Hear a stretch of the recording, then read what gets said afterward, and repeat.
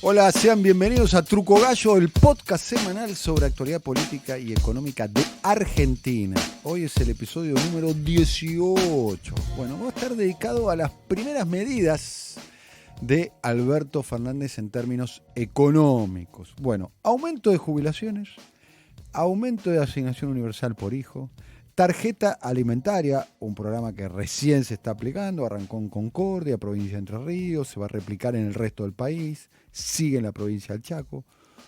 Bono a privados, bonos estatales, congelamiento de tarifas y de peajes, vuelta atrás con los aumentos de YPF. Esas serían todas las medidas a favor, todas las medidas procíclicas, mientras se prepara Alberto Fernández y su equipo para lo que va a ocurrir en las próximas semanas, en los próximos meses, que es la negociación por la deuda externa argentina. Hacemos Truco Gallo. Alfredo Zayat. Buenas, Alfredo, ¿cómo estamos? Bien, muy bien. Y además Pablo Ibañez. ¿Cómo andamos, Pablo? ¿Cómo estamos? ¿Bien? Bien. Medidas económicas y lo que tiene en la cabeza Alberto Fernández. Alfredo, ¿por dónde arrancamos de todo esto? Podemos decir que se cumple el primer mes del gobierno de Alberto Fernández y a partir de ahí reflexionar sobre este paquete de medidas, ¿no? Vos ahí lo estuviste enunciando, digamos, y uno puede abordarlo de diferentes maneras, digamos, de lo superficial, lo coyuntural y lo estructural. Digamos, lo que hace a una cuestión, si querés, simbólica, es un espejo invertido a el gobierno de Macri en el primer mes. Pero es impactante. Cada una de las medidas que vos me digas que hizo el gobierno de Alberto Fernández es invertida a lo que hizo Macri en el primer mes. Digamos, subió retenciones, bajó retenciones, congeló tarifas, desreguló el tema de tarifas y tarifazos, despidos masivos durante el macrismo en el sector público, acá al revés, un aumento a cuenta de la negociación paritaria 2020, porque ahora en enero y febrero el empleado estatal va a cobrar 5% cada uno de los meses de la paritaria 2019, a lo que se le suma el bono de 4.000 pesos, 3.000 en enero, 1.000 en febrero, que va a ser a cuenta del 2020. Bueno, lo que vos encontrás ahí claramente a nivel simbólico, político, de mensaje, tanto al interior de tu fuerza política como a los agentes económicos, es espejo invertido al macrismo. Macrismo concentrador de la riqueza y favoreciendo a unos pocos. Alberto Fernández, política de redistribución progresiva del ingreso, favoreciendo fundamentalmente a los que están en la base de la pirámide. Los marginados y excluidos de nuestra patria no solo necesitan que le demos con premura un pedazo de pan al pie de nuestra mesa, necesitan ser parte y ser comensales en la misma mesa. Pero la base de la pirámide no solamente el tema salarial o de las jubilaciones, sino también a las pequeñas y medianas empresas. Una medida no muy mencionada es que hay una moratoria muy generosa, muy generosa. 10 años, Sí, 120 meses. pero moratoria previsional de aduanera y tributaria. Digamos, es una moratoria muy importante para las pymes, solamente para las pymes. O sea, primer punto, espejo invertido. Segundo punto, que es la emergencia. Vos ahí hiciste una referencia al final vinculado con el tema de la deuda y estas medidas vienen en emergencia con un objetivo muy claro: frenar la caída de la economía. Queremos una Argentina que sea más dinámica, más productiva, pero sobre un sendero de estabilidad. La economía de la Argentina viene cayendo, recesión, cada uno de los datos económicos que uno puede ver, octubre, noviembre, y lo que se estima de diciembre es caída. ¿Qué es lo que necesitas para pensar una recuperación? Tenés que primero frenar la caída, si no, ¿cómo podés pensar la recuperación si te estás cayendo? Todas estas medidas apuntan a frenarla. ¿Por qué? Porque, primero, con las pymes decís, bueno, tienen una disponibilidad ahora de recursos para tu capital de trabajo, no para que te fundas.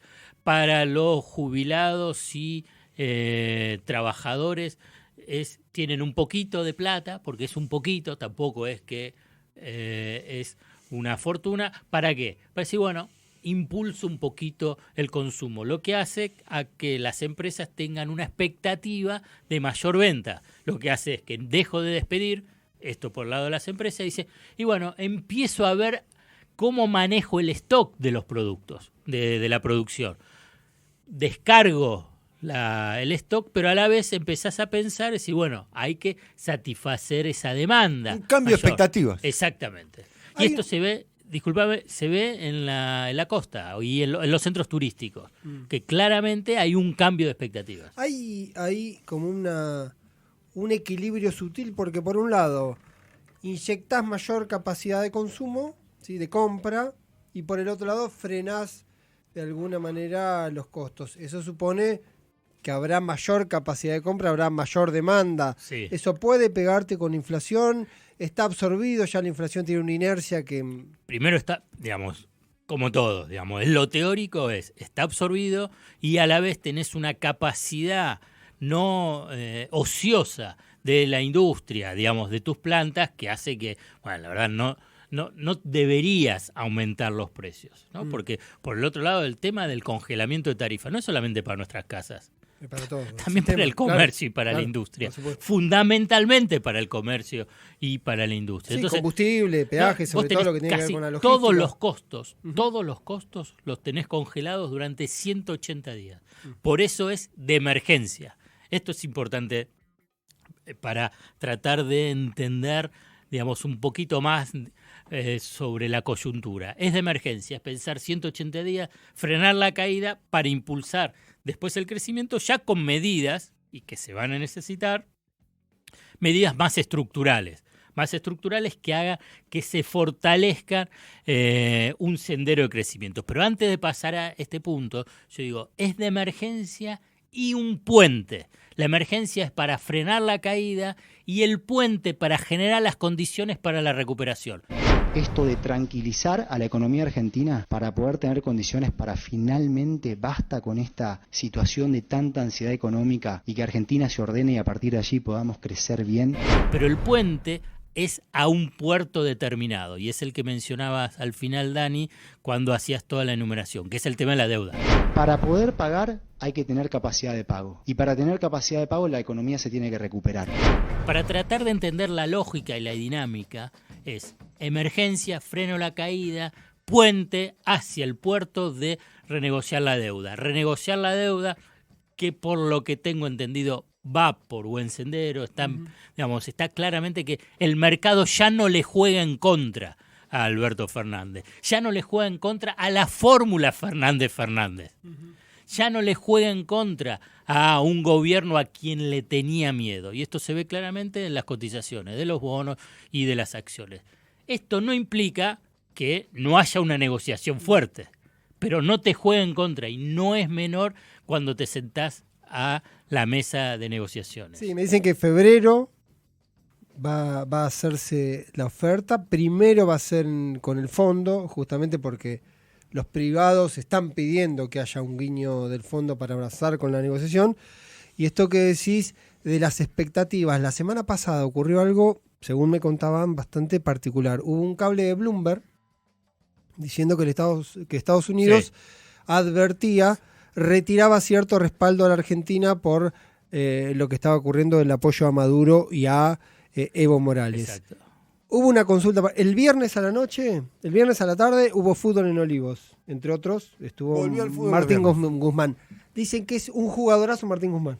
Ah, bueno, ya se ganó entonces No. la gracia de todos. Dice que es un jugadorazo Martín Guzmán. Primer gol del partido lo mete Martín Guzmán, se lo mete Alberto Fernández, que es el arquero. Porque hay un equipo de presidencia y un equipo de el ex ministro Martín Guzmán, ¿no?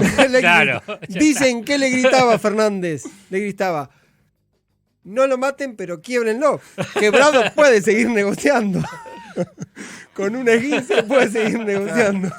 Bueno. A partir de ahí se llama el Rengo Guzmán. Claro. Cuentan ahí. Sí, señor. Sobre el tema Bloomberg. Aparentemente se atribuye que eso habría sido una fuente, porque ha sido la manifestación más explícita de Mauricio Claver que fue el que estuvo en la Asunción, que se retiró. Guzmán, me dicen a mí, en la sobremesa, porque hubo asado, se habló de ese tema. Hubo un pedido de Alberto Fernández para que un funcionario del gobierno hable con Mauricio Claver. Claver le dijo que eso no había ocurrido. Y según la versión que terminan reconstruyendo ahí, eso fue una especie de, lo voy a decir de manera más sutil posible, Opereta. una Seguí. opereta de un fondo de inversión, Sí. que justamente está jugando con el tema de tratar de que bajen los bonos para salir a comprar, sabiendo que se viene una renegociación inminente y relativamente posible. Eso es parte del juego especulativo, pero que está claro lo que yo te mencionaba antes, no le están jugando en contra, e incluso el Fondo Monetario Internacional. El Fondo Monetario Internacional va a ser relativamente sencilla, no voy a decir así, fácil, relativamente sencilla la negociación con el fondo. ¿Por qué? Punto uno. ¿Qué es lo que te pide el fondo? Ajuste fiscal o en todo Sí. caso que equilibres las cuentas públicas. ¿Qué tiene que mostrar ahora? ¿Qué acto de fe tiene que mostrar el gobierno vinculado a esto si ya lo propuso? Ya está dentro de sus propuestas. Prudencia en materia monetaria, ya lo dijo Guzmán también.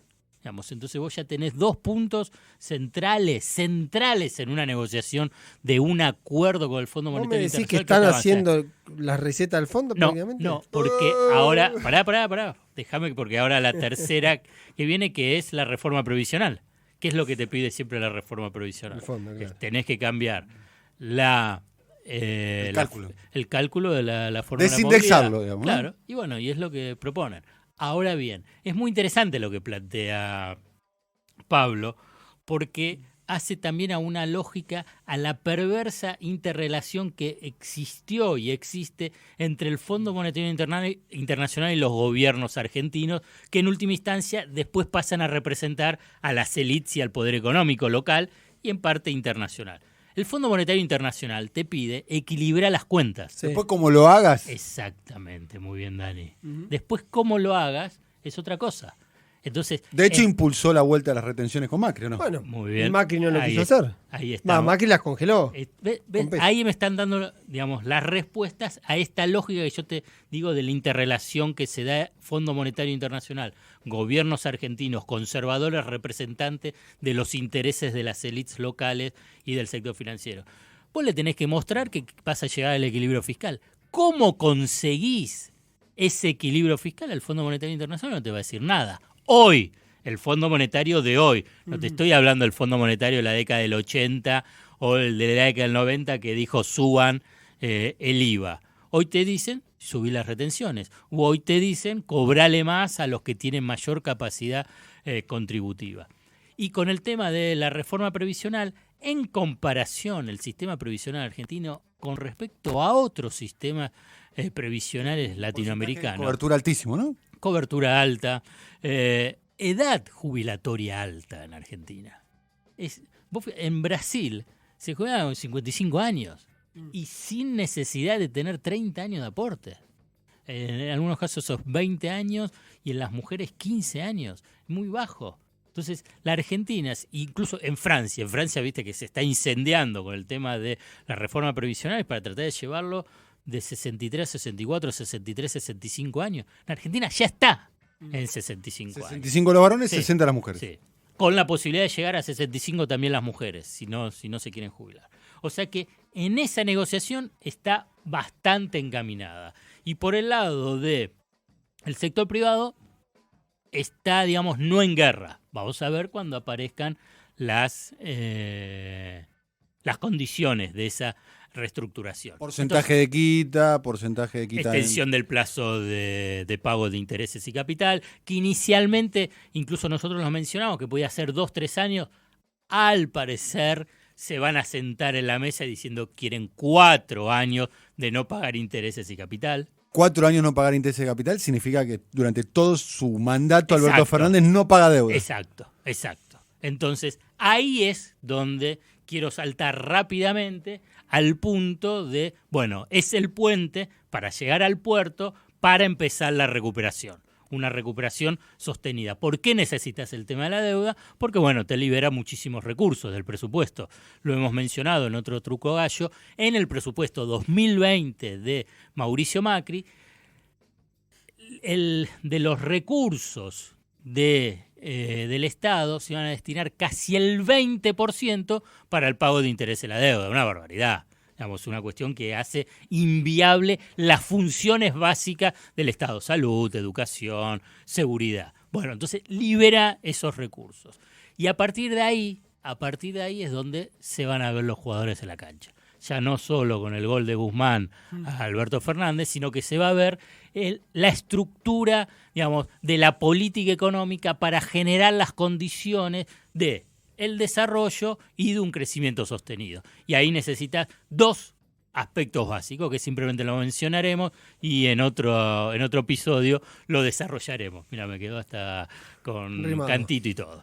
Punto 1 es cómo conseguir dólares, que es el elemento estructural básico. Culfas y Guzmán reflexionan mucho sobre eso. Sí, claro que sí. Está muy encima del tema ese, ¿no? Cómo conseguir dólares, o sea, relajar lo que se llama la restricción externa, o sea, la escasez relativa de divisas. Para decirlo bien claro en un bar, no hay dólares, no alcanzan, se necesita más dólares. Y el otro punto que va a ser clave para permitir ese sendero de desarrollo es bajar la inflación. Tenés que bajar fuerte la inflación, hacer una desindexación de las principales variables económicas: precios y salarios, tarifas y dólar. Y esto va a ser clave en lo que es el comienzo del segundo trimestre de la Argentina 2020. No, me quedo con dos datos que fui tomando en estos días. Justamente en esa misma charla se habló un poco del tema de inflación. No hay mucha expectativa con que el 2020 tenga un indicador de inflación. No sé si están previendo si es un análisis conservador o no, pero están hablando de 40 puntos, ¿sí? Bajar 10 lo que tiene que ver. No sé si eso es un dato... Serían 15, ¿no? Es al estilo Labaña, me parece. ¿Te acordás lo que hacía Labaña siempre? Sí. Sobreestimaba o subestimaba para después, obviamente, sorprender con el otro dato que también tiene que ver un poco con eso. ¿A vos te parece verosímil 40 puntos? ¿A vos te parece menos? Y si vos ¿Se congelan tarifas? Congelas tarifas, 180 días. Al dólar lo tenés en un... Que recién a partir del 181 vas a empezar a relajar un poco. Incluso Culfa ya dijo que la idea es que las tarifas vayan por debajo de la inflación y el salario un poquitito por arriba de la inflación. Digamos, si tenés 40 en esta estructura que ellos plantean, y no es un buen número. Entonces, pienso que puede llegar a ser, si es exitoso, un poquito menos. Y el otro dato tiene que ver con la cuestión fiscal. Falta mucho, pero me sorprendió que el otro día me decían que ya hay una previsión de un escenario fiscal para el 2020 de equilibrio fiscal o de algo de superávit.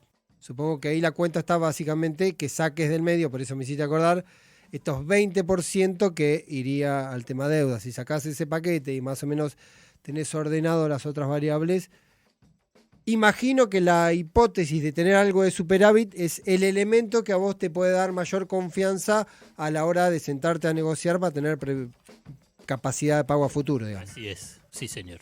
Bueno, perspectivas económicas del comienzo del gobierno de Alberto Fernández. Si habremos especulado sobre este tema, ¿no? En los capítulos iniciales de Truco Gallo. Con eso empezamos. Con eso empezamos, sin ir más lejos. Bueno, en la realización estuvo del capítulo 18 de Truco Gallo. Muchas gracias, como siempre. Simón Vilarrubia. En la coordinación, Patricio Pato da Torre. El diseño gráfico lo hace Andrés Rotz, Luca Araos y Lisandro Aira para brasilcomunicación.com. La producción comercial es de Pablo López. Y quienes hacemos Truco Gallo, Alfredo Cuchu Sayat, Alfredo, y además Pablo Toto Ibáñez. Y además... Y Daniel, el flaco, Tonietti. Gracias, hasta la semana que viene. Chau, chau.